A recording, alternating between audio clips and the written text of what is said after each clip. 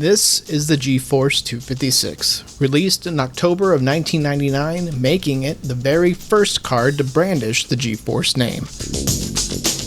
Up until that point, NVIDIA held their position near the top against contenders like 3DFX using the Riva TNT series of cards. But the TNT name referred to the twin Texel engine of that architecture, and for NVIDIA's next generation, they wanted to signify a clean break, something truly new and revolutionary, with a name whose impact could be felt in a single word, and there are fewer words more visceral than GeForce. What made this card so special in the early days of 3D acceleration? That's what we're going to explore today. This is PixelPipes.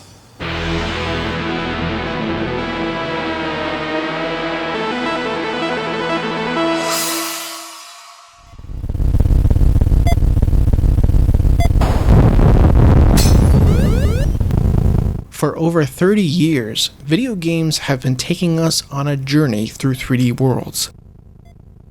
Early explorations of the third dimension required cleverly manipulated 2D graphics, scaling sprites, and horizontal line-by-line distortion to create a convincing illusion of depth.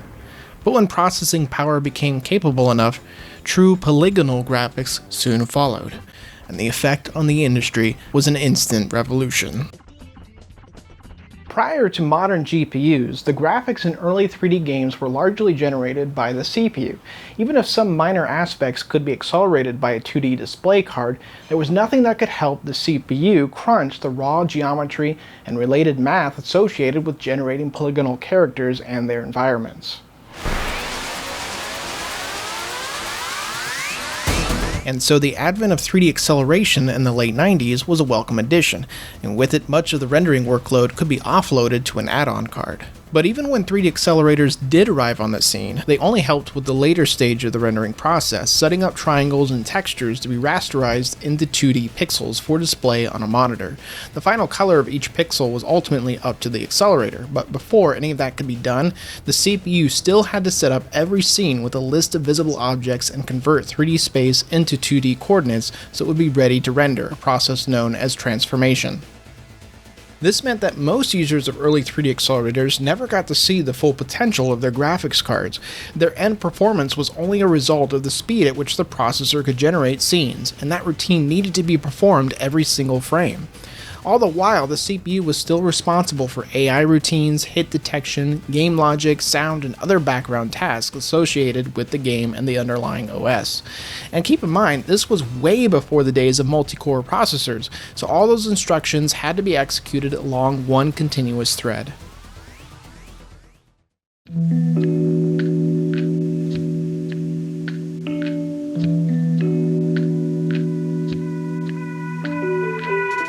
.3D accelerators were evolving fast, while in relative terms, CPUs were progressing much more slowly. For NVIDIA, in order to truly boost performance far beyond what all other graphics cards were able to achieve, they needed to unhook the 3D accelerator from the processor as much as possible.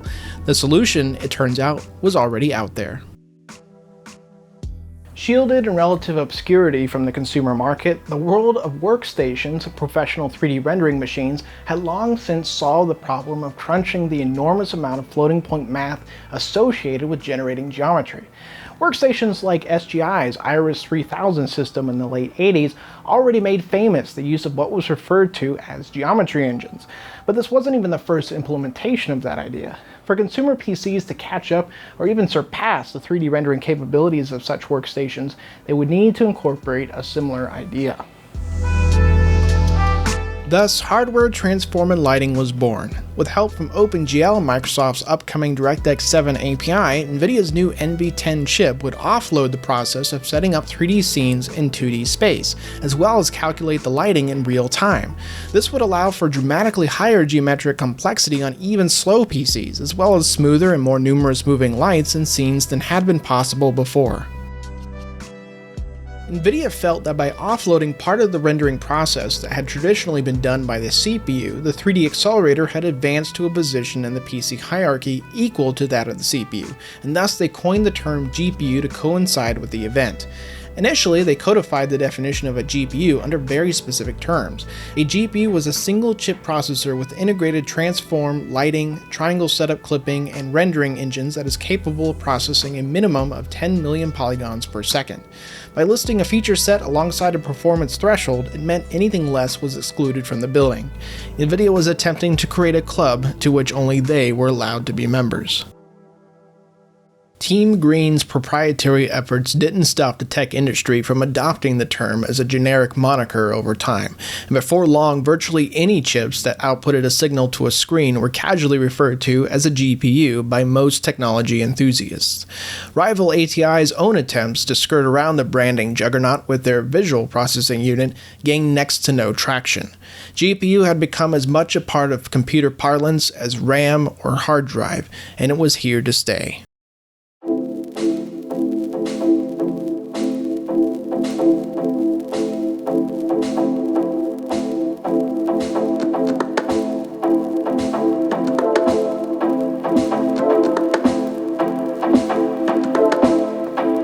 NVIDIA boasted that their geometry processor could handle up to 15 million polygons per second, which roundly trounced other geometry processors of the time, such as 3D Labs' Glint Gamma 1, which could only do 4.75 million per second.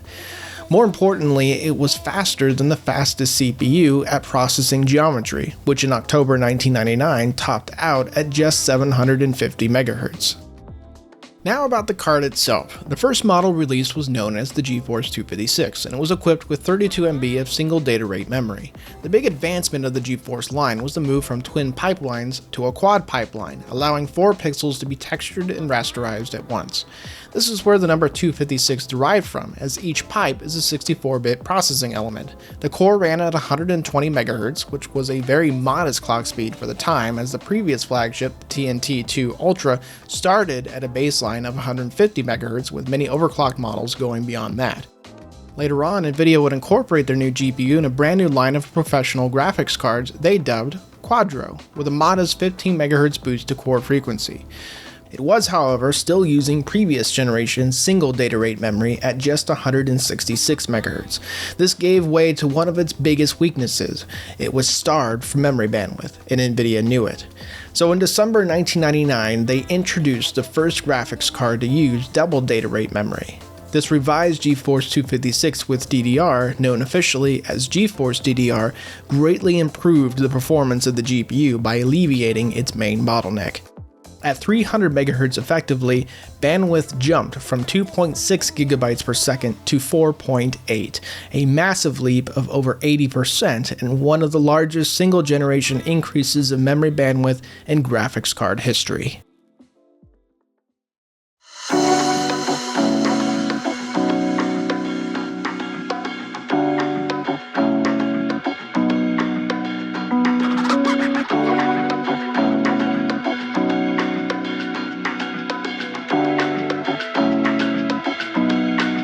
I have in my collection 4 variants of the GeForce 256 for testing, 2 with 32 MB memory and 2 with 64, one of which started life as a Quadro SDR before I resistor modded it to be a GeForce. Each memory capacity is both an SDR and DDR variant, so we'll be able to see if and when the amount of VRAM impacts performance or if memory bandwidth matters more. For comparison, I'll include a TNT2 Ultra with reference clocks to see how much performance has improved, and although they never competed directly, a trio of rival Radeon cards with either 32 or 64 MB of memory in both SDR and DDR flavors. As always, we'll be using an overpowered CPU, this time in the form of an Athlon 64 X2 4400 Plus at 2.8 GHz, and newer drivers that are well optimized for each card. More test configuration details can be found in the video description. As always, we'll start with the 3D Mark series, and with 2000's default 16-bit colors, you can see the GeForce 256 does very well here. The 2 SDR cards and 2 DDR cards perform identically to each other, while gaining off of the TNT2 Ultra by at least 36%. 2001 brings the color depth to 32 bits, and that means the GeForce 256 has to work a bit harder. The SDR cards are again identical to each other and only lead the TNT2 Ultra by 16%. There's a small difference in performance between the DDR cards with a slight edge to the 32MB version, indicating 64 megs isn't helping in this test. The Radeon cards are doing a lot better here. Quake 3, like most OpenGL games, could take immediate advantage of hardware TNL at launch. The game gives the Radeons a significant edge, with even the SDR card beating the fastest GeForce. 64 MB does make an impact in this game, especially in regards to the GeForce DDR models, where we see a large 33% improvement, the biggest in any game I've tested. Unreal Tournament was tested in 16-bit color mode, and the GeForce 256 gained significantly over the TNT2 Ultra by a whopping 66%. Once again, having 64 MB of memory doesn't make much difference for the GeForces, and in fact, the 32MB DDR card gets a few more frames. Slave Zero makes a return to the benchmarking suite, and you can see the GeForce DDR does quite well against the Radeon cards, aside from the top model. Unfortunately, the TNT2 Ultra could not start the game at all, which may be because I'm using the GOG version, which relies on N-Glide.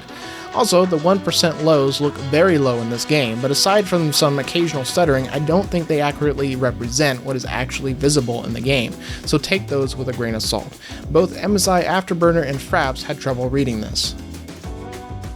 Need for Speed Porsche Unleashed proved to be just as challenging at my max resolution as Slave Zero was, and the GeForce 256 barely edges out the TNT2 Ultra here, which may indicate a memory bandwidth bottleneck.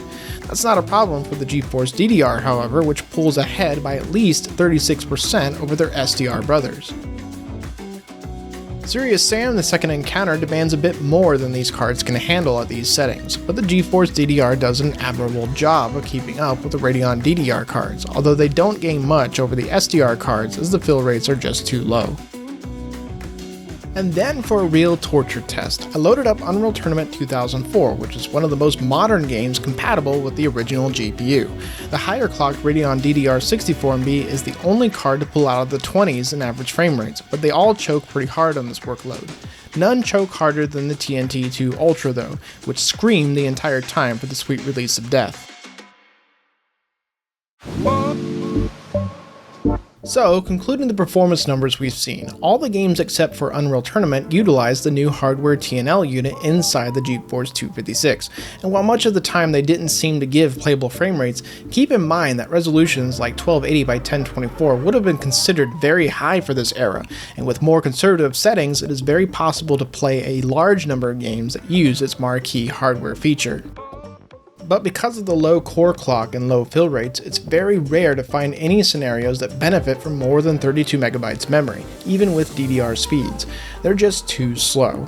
In some cases, the 32MB DDR model even performs a slight bit better than the 64MB card because it uses these larger SGRAM modules, or synchronous graphics RAM, which were built specifically for graphics and have added features like bit masking and block writing, which can speed up certain tasks.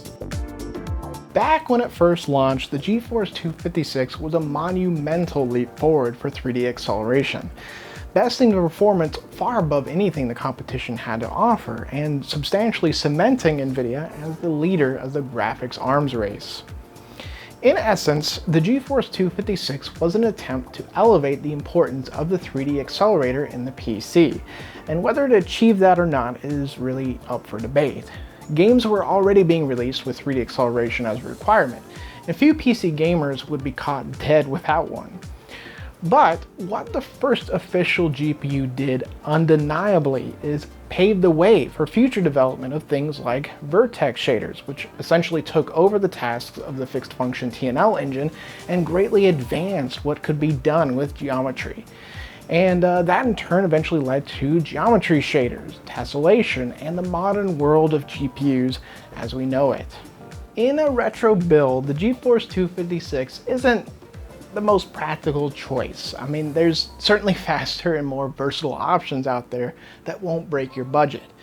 For serious collectors of historically significant PC hardware though, obtaining the world's first GeForce feels like a cornerstone piece.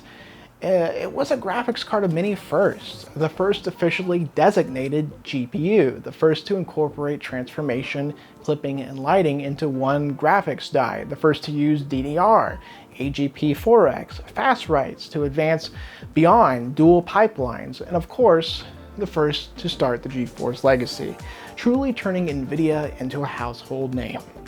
For that reason, it should never be forgotten. Thanks for watching. I'm Nathan, and this has been PixelPipes.